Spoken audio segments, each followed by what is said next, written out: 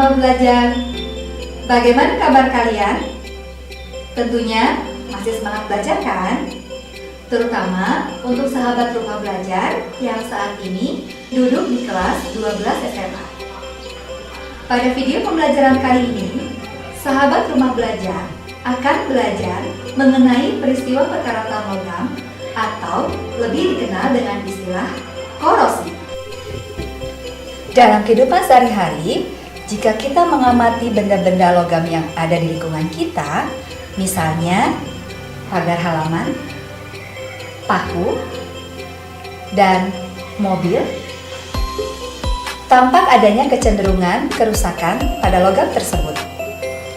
Pada musim hujan, kita juga sering melihat alat-alat yang terbuat dari besi cenderung untuk mudah berkarat.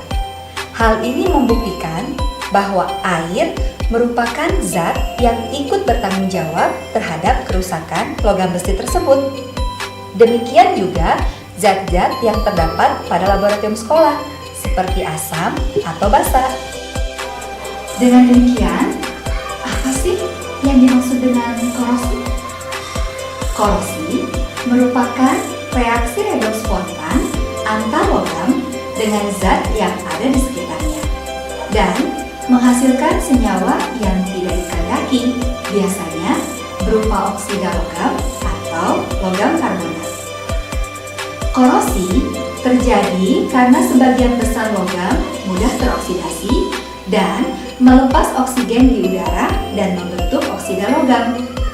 Mudah tidaknya suatu logam terkorosi dapat dipahami dari deret volta ataupun nilai potensial elektroda standarnya. Semakin negatif harga potensial reduksi suatu logam, maka logam tersebut semakin mudah mengalami oksidasi. Bagaimana proses korosi bisa terjadi? Kita lihat tayangan video berikut. Besi yang diletakkan pada udara terbuka yang lembab akan sangat mudah mengalami perkaratan atau korosi karena adanya uap air.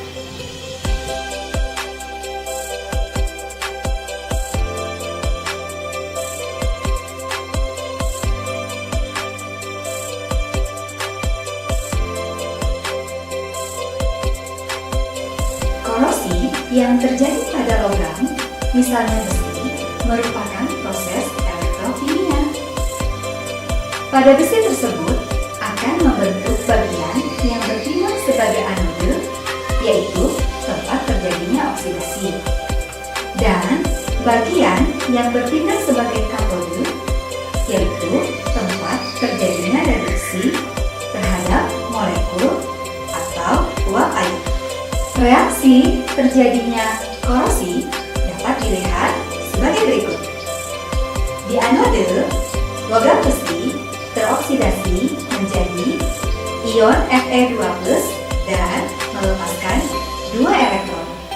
Sementara di katode, 2 molekul air akan bereaksi dengan molekul oksigen dan menangkap 4 elektron membentuk 4 ion hidroksida.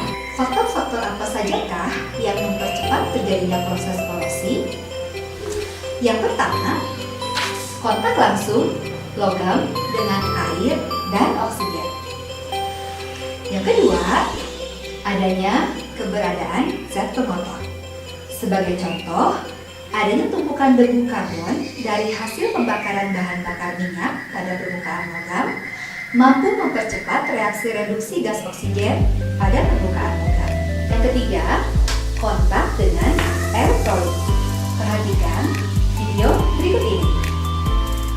Elektrolit, asam atau garam, air hujan banyak mengandung asam, dan air laut banyak mengandung garam. Maka, air hujan dan air laut merupakan penyebab korosi. Penyebab yang keempat, adanya mikroba.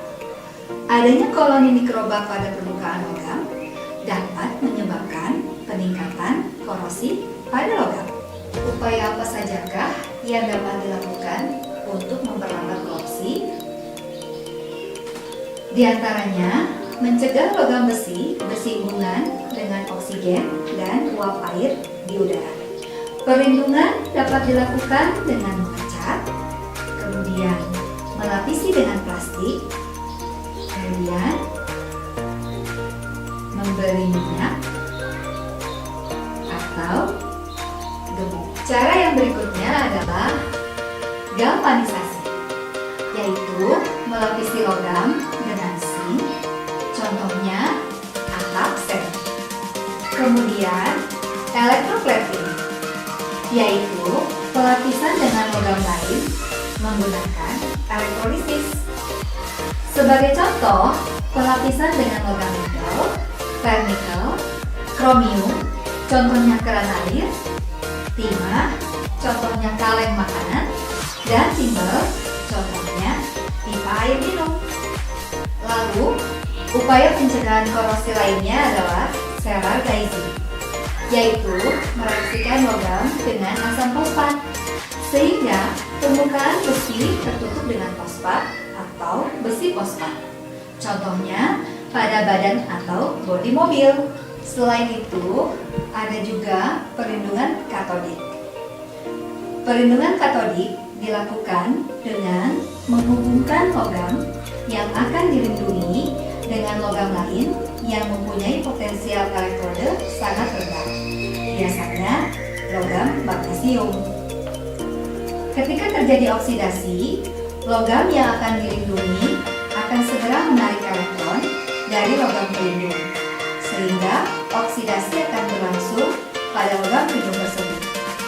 Oleh karena itu, logam pelindung teroksidasi lama-kelamaan dapat habis dan harus selalu diganti dengan yang baru secara periodik. Demikian penjelasan mengenai korosi dan upaya pencegahannya. Semoga sahabat rumah belajar dapat memahaminya. Akhir kata, saya Nenda Nataliawati undur diri dan sampai berjumpa kembali pada episode berikutnya dengan materi kimia yang lebih menarik lainnya. Sampai jumpa!